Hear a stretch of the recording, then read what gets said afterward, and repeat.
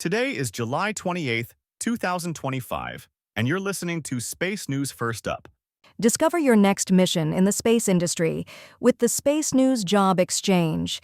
Visit spacenews.com/jobs to find top aerospace roles and connect with leading employers. And for employers, use discount code JOBEX for 15% off your next purchase. Here are today's top headlines in space. More than 20% of NASA's workforce is leaving the agency through buyouts. The head of NOAA's satellite division has been placed on administrative leave for undisclosed reasons. United Launch Alliance has cut in half its launch projections for the year.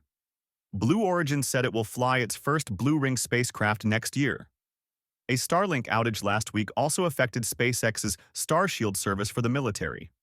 And Elon Musk ordered a shutdown of Starlink services during a Ukrainian military counteroffensive in 2022. First Up is produced by Space News, the industry standard for professional space journalism. Visit spacenews.com for breaking news, policy updates, and original analysis. We begin today with news that more than 20% of NASA's workforce is leaving the agency through buyouts. NASA said Friday that about 3,000 civil servants elected to participate in a second round of a deferred resignation program, along with other voluntary departure initiatives. They join 870 who departed in a first round earlier this year. NASA said its workforce, which was more than 18,000 at the start of the year, will fall to 14,000 with the buyouts and natural attrition. The sharp reduction in the workforce has alarmed many, both inside and outside NASA, because of the loss of expertise. NASA, though, sought even larger staff reductions in its fiscal year 2026 budget proposal, less than 12,000, opening the door to potential layoffs in the future. The head of NOAA's satellite division has been placed on administrative leave for undisclosed reasons. NOAA confirmed Friday that Stephen Voles, Associate Administrator for Satellite and Information Services, was placed on administrative leave, but did not disclose the reason for doing so. Voles has led NOAA's National Environmental Satellite, Data, and Information Service, NESDIS, which acquires and operates weather satellites, since 2014, after previously working for NASA and Ball Aerospace. Sources inside and outside NOAA say they are unaware of any investigations into or allegations against Voles.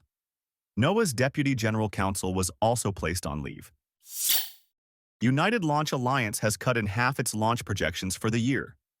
ULA CEO Tory Bruno said on a recent CNBC podcast that the company is projecting to complete only half of the 20 launches it said earlier this year it planned to carry out in 2025. He did not disclose a reason for the reduced number, but the company has yet to launch a Vulcan rocket so far this year, which was to account for about half of the launches originally planned for 2025. Bruno said the first national security launch of Vulcan will take place very soon, but did not give a specific date. Blue Origin said it will fly its first Blue Ring spacecraft next year. The company announced last week the first Blue Ring will fly to GEO next spring, carrying a space domain awareness sensor from Scout Space. Blue Origin did not say if other payloads will be on the vehicle. Blue Ring is designed to carry up to 4,000 kilograms of payload and is highly maneuverable. A Blue Origin official said last week that the company has about a dozen Blue Rings on the production line at an Alabama factory. FedScoop reports that a Starlink outage last week also affected SpaceX's Starshield service for the military. Space Systems Command said that Thursday's global outage included Starshield Global Access Services, used by military organizations for secure communications. The outage lasted 2.5 hours, with a partial restoration of services about midway through, the command said.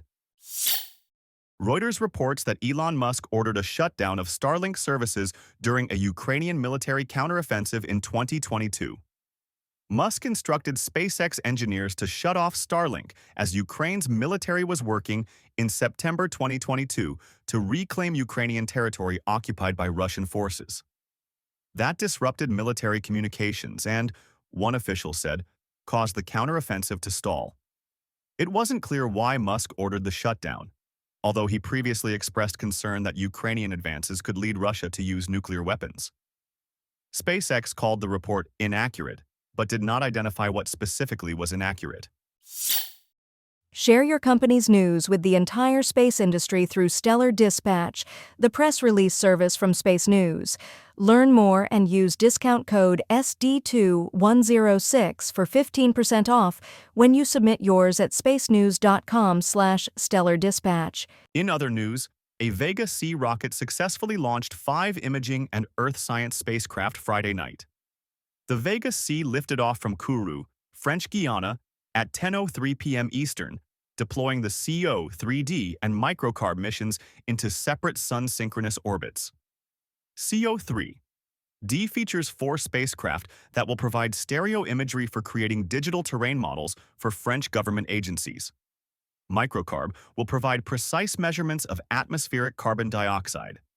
This was the second Vega C launch of the year, with 2 more remaining to be conducted by Arianespace before it hands over operations to Avio. China launched a new set of Guowang broadband satellites Sunday. The Long March 6A rocket, carrying the satellites, lifted off at 6:03 a.m. Eastern from Taiyuan Satellite Launch Center. The satellites are described simply as the Satellite Internet Low Orbit Group 05, corresponding to China's Guowang National Proliferated Low Earth Orbit Broadband Project. The announcement of the launch did not disclose how many were on board, although a Long March 6A launch in June carried 5 Guowang satellites. SpaceX carried out 2 Starlink launches less than 24 hours apart. Space.com reports that one Falcon 9 lifted off from Cape Canaveral Space Force Station in Florida at 5:01 a.m. Eastern Saturday, placing 28 satellites into orbit for Starlink Group 10-26. Meanwhile, Spaceflight Now reports that a second Falcon 9 lifted off from Vandenberg Space Force Base in California at 12:31 a.m. Eastern Sunday, putting 24 Starlink satellites into orbit for Group 17-2. SpaceX has now carried out 92 Falcon 9 launches so far this year. TASS reports that the head of Roscosmos says his agency will meet with NASA's new acting administrator this week. Dmitry Bakanov said in a Russian TV interview that a delegation from Roscosmos will attend Thursday's scheduled launch of the Crew 11 mission from the Kennedy Space Center, which includes cosmonaut Oleg Platonov. He said the visit will include a meeting with Sean Duffy, the acting NASA administrator, but it was not clear if Bakanov himself would attend. NASA has not confirmed the meeting or disclosed that Duffy will attend the launch. NASA is troubleshooting an issue with one of 2 space science spacecraft launched last week. NASA said late Friday that one of the tracer satellites requires further investigation after making routine adjustments to its power subsystem after launch. NASA did not disclose additional details about the issue but said that work commissioning the spacecraft was on hold for now.